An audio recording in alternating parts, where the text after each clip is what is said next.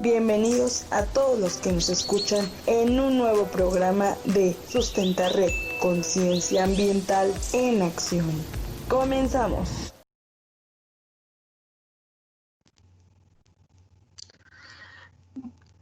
Bienvenidos a un programa más de esto que se llama Aquí en la Tierra.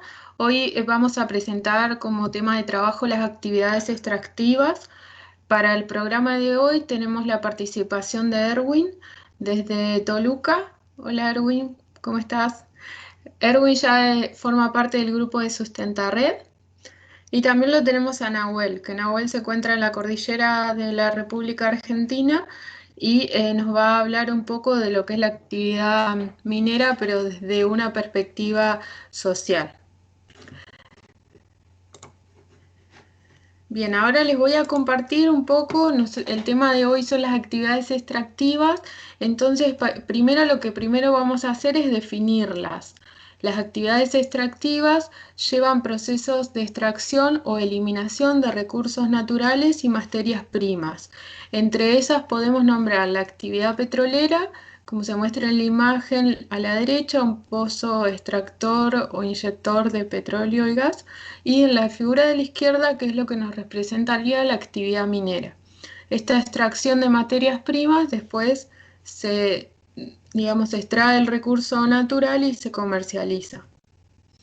Entre los impactos ambientales principales de la actividad petrolera, podemos decir que es los cambios en la topografía, la remoción total de la cubierta vegetal y también que se pueden producir derrames de petróleo, ¿no? Que este petróleo es transportado a partir de ductos. Les muestro una imagen satelital. Nosotros, como les decía, estamos ubicados en la ciudad de Comodoro Rivadavia. En realidad yo estoy ubicada en Comodoro Rivadavia, que es sobre la costa del Océano Atlántico argentino. Ahí podemos ver en la imagen de la derecha un yacimiento petrolero de lo que se llama Diadema Argentina, en donde cada uno de los cuadritos que se ven en la imagen representa una locación petrolera. Estas locaciones se encuentran unidas a través de caminos. Como podemos ver, los impactos sobre el paisaje son realmente significativos, pero también otra actividad extractiva que tenemos es la minería. Entonces, por eso tenemos un invitado de hoy. Les queríamos además recomendar un libro que se llama Mal Desarrollo. Este es un libro que está escrito por una socióloga que se llama María Estela Zampa y un abogado que es Enrique Viale. Estas dos personas se centran en analizar la problemática de la actividad minera, además el tema de los agronegocios y los problemas del fracking, que ellos los definen en el libro como un extractivismo urbano. Entonces, a modo de introducción, les presento esto. La idea es que Nahuel nos pueda contar cuál es su, militancia en la ciudad de Esquel y qué es lo que él nos podría contar de los que están trabajando allá. Hola, ¿qué tal? Buenas noches. Bueno, nosotros desde Esquel yo integro un colectivo que es la Asamblea de Vecinos Autoconvocados por Honor a Mina. Es una asamblea de vecinos autoconvocados, o sea que cambia muchísimo la dinámica de trabajo, siempre de acuerdo también a la situación particular, ¿no? de la coyuntura en el lugar.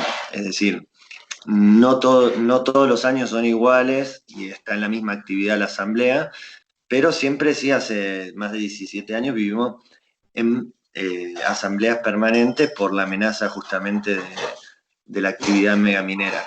Yo hago acá una diferencia entre lo que es minería y megaminería, en el sentido de los volúmenes de extracción, primero que tiene la megaminería con respecto a la minería. O sea, nosotros podemos decir que hace miles de años se practica la minería en estos territorios, incluso por los pueblos originarios, que no es lo mismo que la megaminería, que es lo que se pretende instalar por lo menos en la provincia de Chubut, y que ya tenemos ejemplos en la provincia de Santa Cruz y en San Juan y en distintas provincias de la Argentina, que bueno, es una economía, como lo dice María Estela Svampa, por ejemplo, es una economía de enclave que es de capital intensivo. Ellos vienen, te hablan justamente, que es una de las propagandas que hacen los gobiernos, es el volumen de inversiones de capital que generan estas empresas, y que a corto plazo multiplican muchísimo las ganancias justamente porque, bueno, tienen una modalidad de extractivismo salvaje, ¿no? O sea, ellos vienen, revientan prácticamente la montaña, hacen un agujero gigante, muelen todo el material, lo que les sirve se lo llevan y lo que no les sirve quedan como diques de cola para la eternidad en los lugares donde se produjo la explotación, ¿no? Nosotros nacemos en el 2002 como asamblea, yo era bastante joven en ese momento, pero bueno, soy como de las generaciones que se fue sumando a este movimiento. Y básicamente, nada, en el 2002 nosotros no teníamos para ahí los ejemplos tan fehacientes como los hay ahora. Habían algunos vagos ejemplos de Nandalgalá, por ejemplo, donde nos advertían de lo que era la actividad extractiva, y hoy lamentablemente podemos decir que tenemos razón, que la actividad de megaminería realmente genera impactos nocivos no solo al ambiente, sino en la sociedad, en los tejidos productivos que habían antes de que se instalen esas empresas, ¿no? Porque, bueno, la mayoría de las economías depende del agua, de las relaciones con el ambiente, o sea, nosotros en una Argentina rural, la mayoría de las comunidades trabaja de la tierra, de la agricultura, o necesita el agua y el ambiente para poder llevar adelante sus actividades, como puede ser el turismo también, que es acá en la zona. Y bueno, estas economías destruyen todo ese tejido, se llevan grandes ganancias y una vez que se van, el territorio queda peor de lo que está. Es por eso que nosotros venimos resistiendo hace 17 años, somos conocidos a nivel mundial, Esquel es conocido a nivel mundial por haber llevado adelante el plebiscito de manera democrática, en el cual se votó por mayoría, ganó el no a la mina, y a partir de ese momento la organización de asambleas ciudadanas y que se empezaron a replicar por todos los lugares, por todo el territorio argentino, bueno, y por otros territorios también, fue un ejemplo de cómo una organización civil o de cómo la sociedad se puede autoconvocar y organizarse para enfrentarse a estos capitales bueno, que obviamente que van a estar siempre intentando entrar y que bueno, nos amenazan con la destrucción tanto del tejido social como del medio ambiente. Nahuel, te quería preguntar si vos nos podés describir así como brevemente cuáles son las actividades que se llevan a cabo en Esquel, de qué vive la población principalmente y qué hubiese pasado o qué perjuicios hubiese traído en la instalación de la mega minería en la ciudad de Esquel, ¿no? Bien, Esquel es una ciudad con una historia bastante corta en el sentido de desde qué ciudad, ¿no? O sea, si bien acá en este territorio habían pobladores originarios, en estas zonas básicamente se instalaron, bueno, primero los galeses, construyeron los molinos harineros, que hasta la década de los 60, bueno, la harina, la producción de trigo y harina era muy importante para la economía de acá. Después también era la industria lanera. Eso con las distintas crisis o con los distintos subsidios o políticas de Estado que se fueron llevando fue cambiando. Luego Esquel se fue transformando en una ciudad administrativa de la región, y hoy por hoy, por ejemplo, la mayoría de los trabajadores dependen de un empleo estatal y con una industria turística que es pujante, que trata sobre todo, imagínense, la empresa minera no se instaló, pero sí se puede observar cómo desde el 2001, con la especulación que había por la instalación de la empresa Meridian Gold, aumentaron los terrenos, vino mucha gente con la expectativa de encontrar trabajo que después terminó siendo empleados en otra industria o en la industria del comercio o en el mismo estado. Y desde el 2001 ha mermado tanto la actividad turística como la actividad agrícola, porque donde estas empresas se instalan, el Estado también se hace cómplice de estas empresas en el sentido de no fomentar el desarrollo de esas localidades donde tienen los intereses puestos de estas empresas multinacionales, justamente porque si la comunidad se desarrolla armónicamente con las actividades económicas que vienen desde siempre, si la comunidad está bien económicamente, estas empresas son rechazadas por la sociedad. Incluso son rechazadas hasta cuando estamos en alguna crisis económica, o como estamos ahora, que hay una crisis bastante fuerte de empleo, ¿no? Pero básicamente el potencial de la cordillera es la industria turística y la actividad agropecuaria por un lado, y bueno, las actividades, la producción de productos regionales como dulces, vinos, cerveza artesanal, que es un poco lo que se ha desarrollado en estos lugares. Después también está la industria maderera, por ejemplo, que tiene también un impacto en la región. Sí, con respecto a lo que vos decís también, el petróleo también es como que genera estos impactos no solo ambientales, sino sociales que por ahí se comparan con lo que podría ser la megaminería, ¿no? Estos vaivenes que tiene el valor del barril que hace que aumente el trabajo, disminuya, que quede gente que hoy, por la situación en la que estamos, no está trabajando.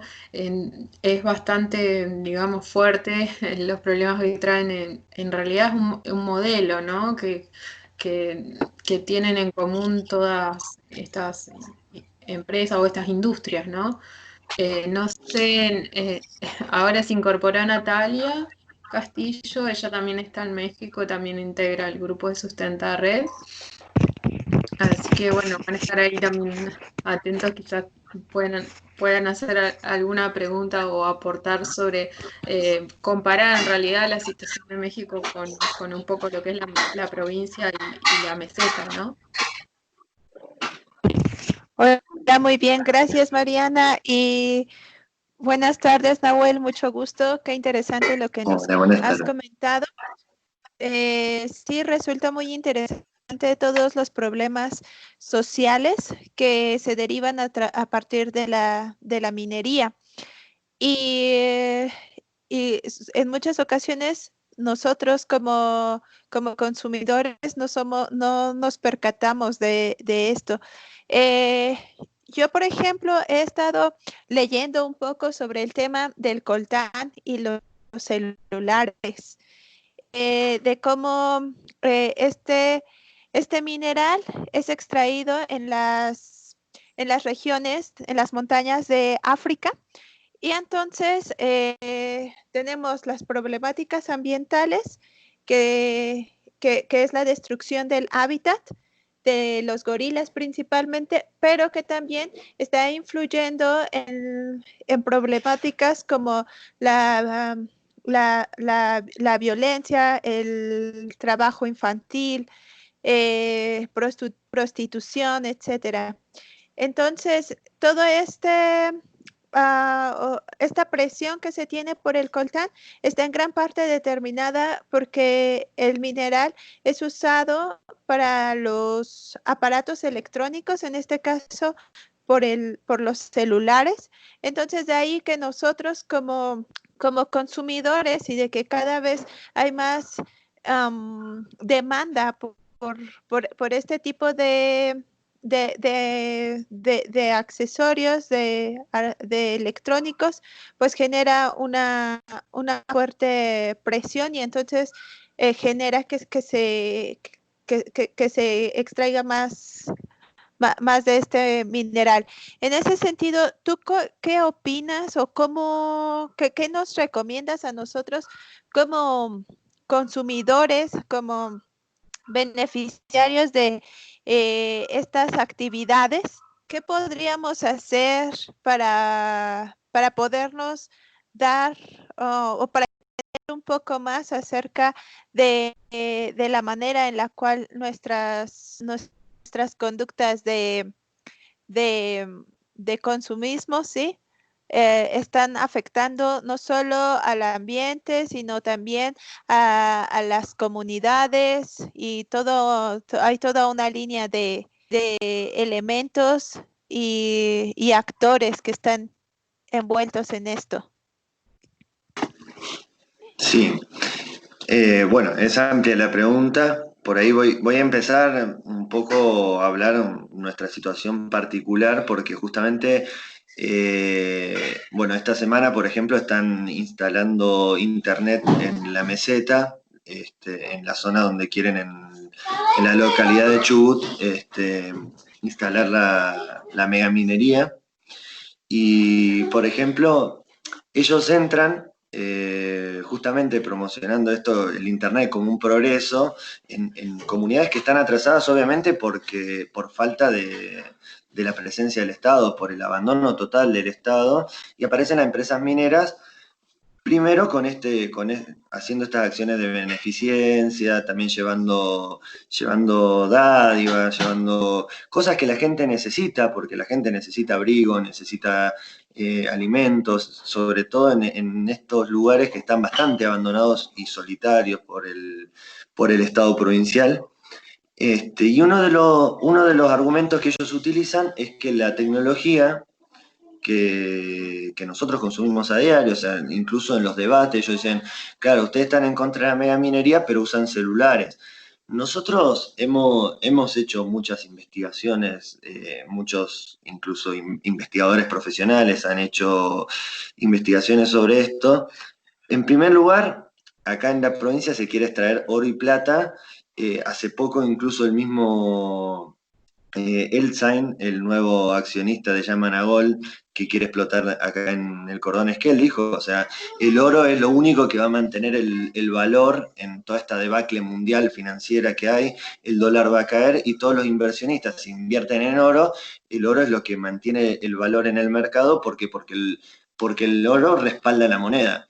Es evidente que el uso que le quieren dar acá, en primer lugar al mineral, es un uso acumulativo de capital para respaldar el capital financiero en todas estas burbujas financieras y bicicletas financieras que se han hecho a lo largo de los últimos años, donde se ha contraído muchísima deuda por los países emisores de moneda y que esa deuda la quieren respaldar con el oro que van a extraer de nuestros territorios. Es como lo mismo que viene pasando hace 500 años en nuestro continente. Es verdad que el coltan sí tiene otro valor productivo. Lo que nosotros por ahí planteamos también es que, por ejemplo, comparamos la cantidad de gramos que hay por tonelada de roca de oro, por ejemplo, y la cantidad de gramos que hay por tonelada de desechos tecnológicos en ese sentido. Y nosotros acá tenemos una concentración de 6 gramos por cada tonelada de roca de oro. Y podés llegar a tener hasta 600 gramos por cada tonelada de desechos tecnológicos. Por ejemplo, la gente a veces agarra y tira el celular, lo tira a la basura y ese celular va a parar a un incinerador capaz, y en vez de reciclar lo que es la basura tecnológica. Nosotros estamos en un mundo donde el consumo obviamente marca también la demanda de esto para estas empresas, y justamente por eso hay tanto estímulo en la inversión. Yo creo que estamos en un punto de inflexión también de la misma humanidad, donde si no nos ponemos a reciclar, la actividad extractiva es limitada. O sea, una vez que se acabe el coltan en África, encontrarán coltan en otro lado, pero en algún momento se va a acabar. Y todo ese mineral que se ha ido extrayendo, tiene que ser reciclado en algún momento. Obviamente que los comportamientos sociales de consumo hacen que haya más demanda, pero esa demanda no solamente se puede llegar a limitar si hay un consumo consciente, sino además si se estimula el reciclaje de la basura electrónica en vez de el extractivismo como una forma de obtener la materia prima. No sé si respondí la pregunta.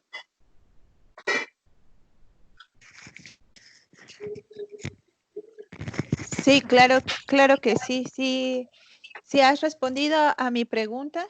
Y también creo que resulta muy interesante, ¿no? Porque esto que dices de cómo se desechan los aparatos electrónicos, creo que no tenemos aún la cultura necesaria para entender que este tipo de electrónicos no tiene que desecharse como desechamos el cartón o todos los residuos que salen de la casa, por ejemplo.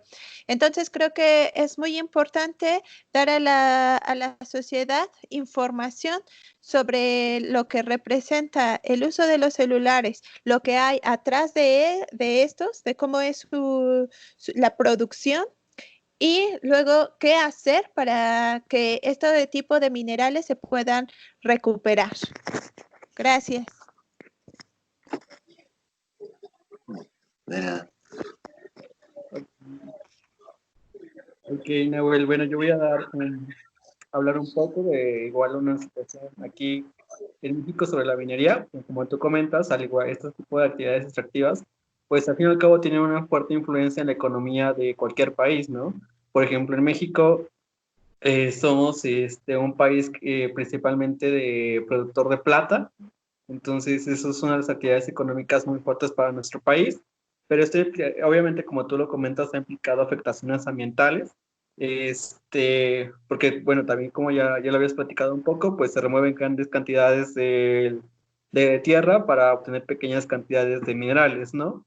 Y entonces no solamente es el cambio del paisaje, la pérdida de biodiversidad, sino también, por ejemplo, otras afectaciones como la contaminación del agua por el tipo de químicos que se utilizan, regularmente cianuro, entonces y son liberados arbitrariamente, entonces provocando afectaciones a nuestros acuíferos y también a nuestros ríos al aire libre, ¿no? Entonces se convierte ya en una situación ambiental muy agravante. Entonces, en México contamos con dos instituciones que se supondría que tendrían que lograr este tipo de actividades, que es la Procuraduría Federal de Protección al Medio Ambiente, la Profepa, y la Secretaría de Medio Ambiente y Recursos Naturales, la Semarnat. Estas dos instituciones han jugado un papel muy importante en este tipo de regularización de este tipo de actividades. Sin embargo, pues su acción se ha visto muy limitada con respecto al impacto económico que se tiene. Entonces, aquí juega un papel muy importante el hecho de que sí es como encontrar un equilibrio, bueno, más que un equilibrio sería una evaluación del impacto ambiental y de la afectación a la salud de las poblaciones donde se generan este tipo de actividades. Se han hecho muchos esfuerzos aquí en México para regular este apartado, sin embargo, pues no se ha podido controlar de manera adecuada. ¿Crees que uno de los detonantes para que, no solamente en México, sino también en la situación que comentas en Argentina, el hecho de la salud pública, las condiciones de sanidad de las localidades sean un detonante para regular este tipo de actividades? ¿O es algo que que no sé que se necesitaría como otro tipo de impulso para tener un mayor control. Bien, en principio, por cómo está dado acá, o sea, Argentina es un país que está en desarrollo hacia la minería, o sea, que hay una política de desarrollo hacia la mega minería por parte del gobierno nacional. Desde el año 95 hubo una reforma en el Código Minero, lo cual pone un tope a las regalías, o sea, los beneficios que percibe el Estado Nacional por la mega minería, y además le da un montón de beneficios impositivos a estas empresas multinacionales donde prácticamente no pagan impuestos ni siquiera por los materiales que importan, tienen una estabilidad fiscal por 30 años, tienen incluso toda la infraestructura energética, la subsidia el Estado también, incluso muchas veces solamente por mantener fuentes laborales, como es el caso de una minera en Sierra Grande de hierro, el mismo Estado le pagaba la energía a esta empresa minera solamente para sostener las fuentes laborales. Esto representa el 1% prácticamente del Producto Bruto Interno Nacional, no es que generan un aporte económico como vos lo decís, que puede llegar a pasar en México. Acá las leyes están hechas para saquear. Eso por un lado. Pero después por el otro, nosotros hemos tenido visitas en todo este proceso de lucha. Por ejemplo, hace unos años hubo un derrame en Mina Veladero en San Juan, donde vino un hidrogeólogo, que es Robert Moral, que lamentablemente falleció en un accidente de tránsito hace un par de años, que era un hidrogeólogo que trabajó para las grandes empresas mineras durante mucho tiempo, y él mismo, que es el máximo referente por ahí científico de esta actividad en lo que es la contaminación del agua, él dijo, no existe actividad megaminera capaz de ser controlada y que no contamine. Él lo afirma que no existe minera que no contamine, por lo tanto, hablando en estos métodos, ¿no? En términos de megaminería.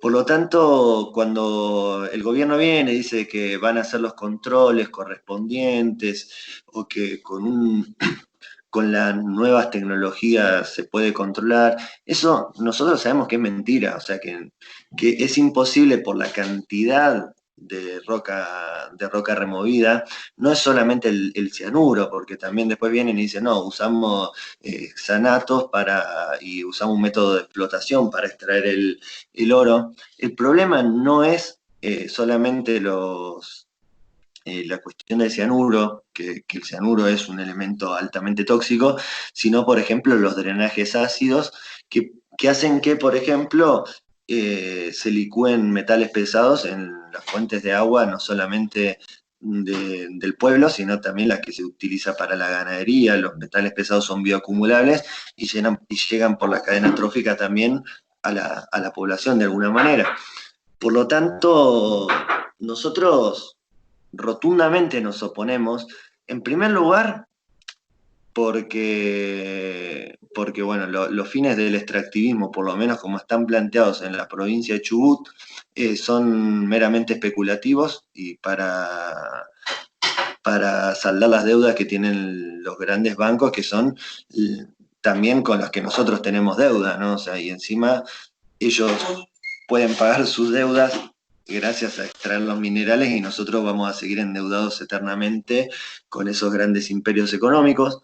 Por otro lado,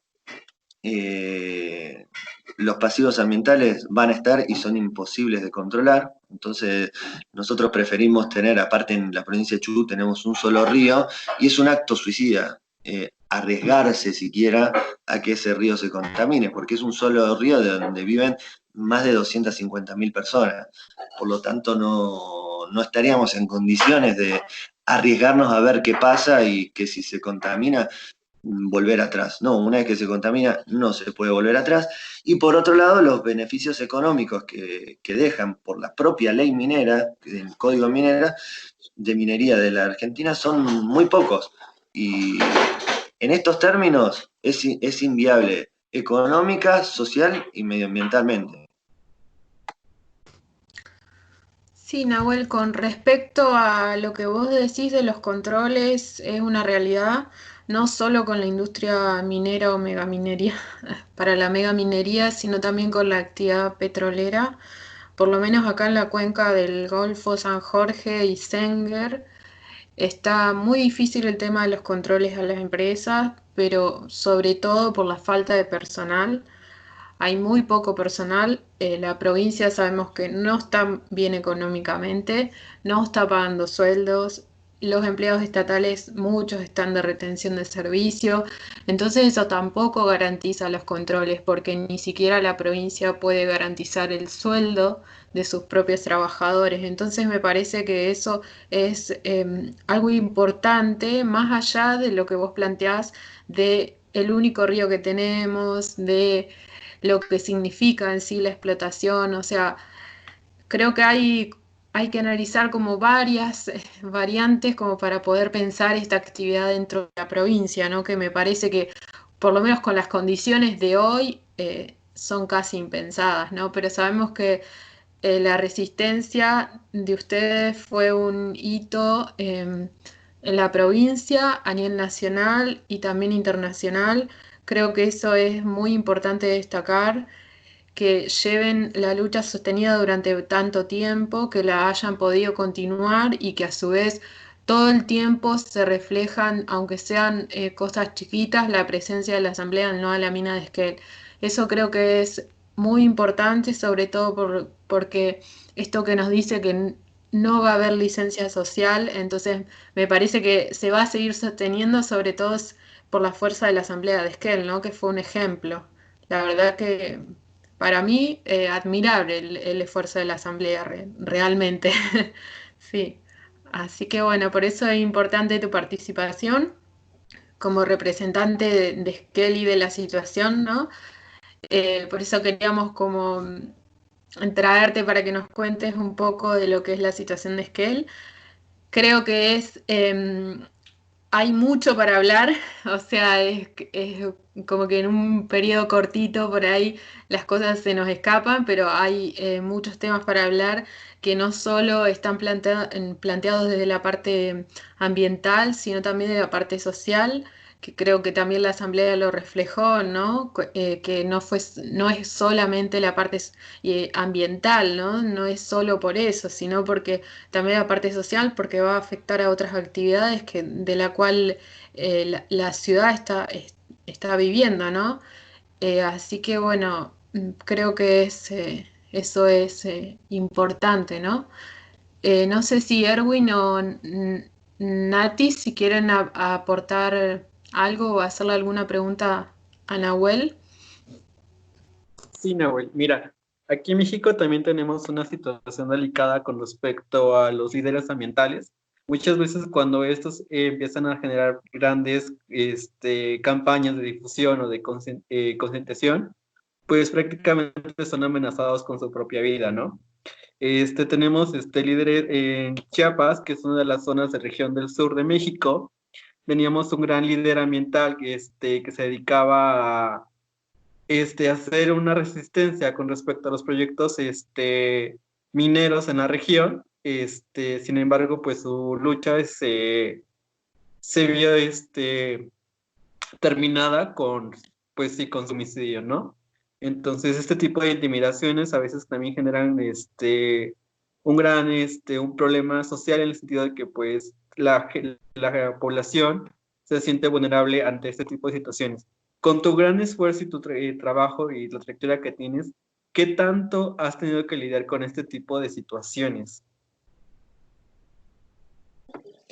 Bien, sí, la verdad que es un modo de operar que tienen las empresas. Yo creo que acá no han conseguido por ahí instalar un estado parapolicial como lo han conseguido en otros territorios de América y del mundo.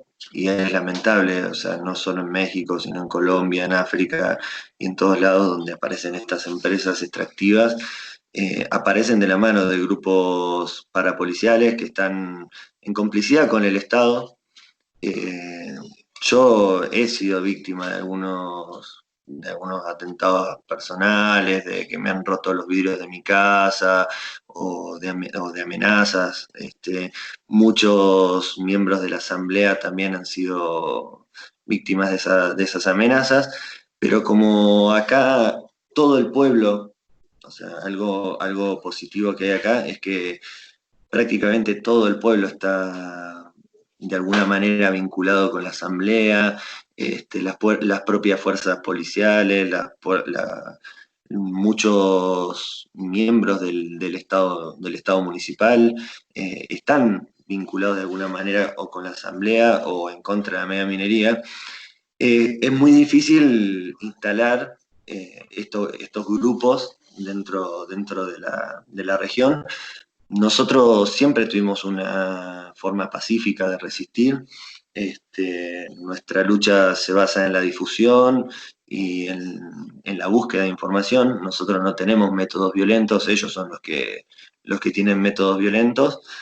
Y bueno, nuestra forma es esa, o sea, yo no soy ni siquiera ni un cabecilla ni un referente, soy un miembro más de una asamblea que es acéfala en realidad, ¿no? Acá no hay cabeza, sino que cada vecino es importante, o sea, y vamos rotando en la difusión de la información o en la participación de actividades, y creo que también esta lógica asamblearia le ha impedido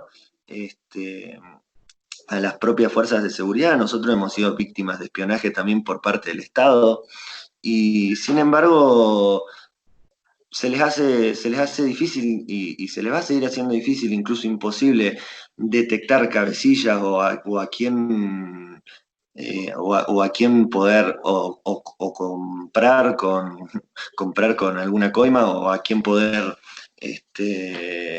eliminar físicamente, como hacen estas empresas, justamente porque somos muchos, todos cumplimos un rol fundamental, pero todos somos reemplazables también, y nos vamos, a veces algunos están más activos que otros y nos vamos cambiando por ahí las responsabilidades o pasando responsabilidades de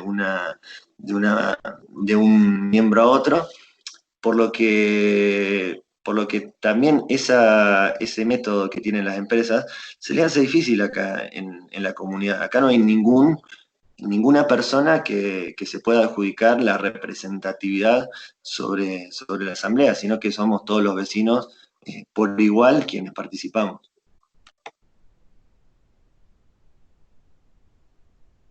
Ok, muchas gracias. Gracias, Nahuel, por esta información que nos acabas de dar, y yo creo que entonces la clave es más que nada en la manera en la que nos podemos organizar como sociedad. Como bien tú lo dijiste, en el sitio donde tú estás, todos tienen un rol, pero tampoco todos son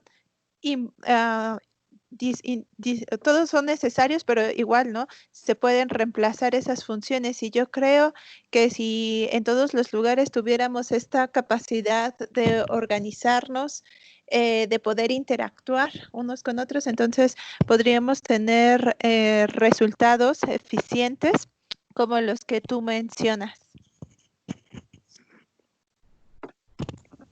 Claro, exactamente. La organización asamblearia creo que ha sido el ejemplo que han tomado las demás comunidades para poder llevar adelante alguna lucha de resistencia contra el extractivismo.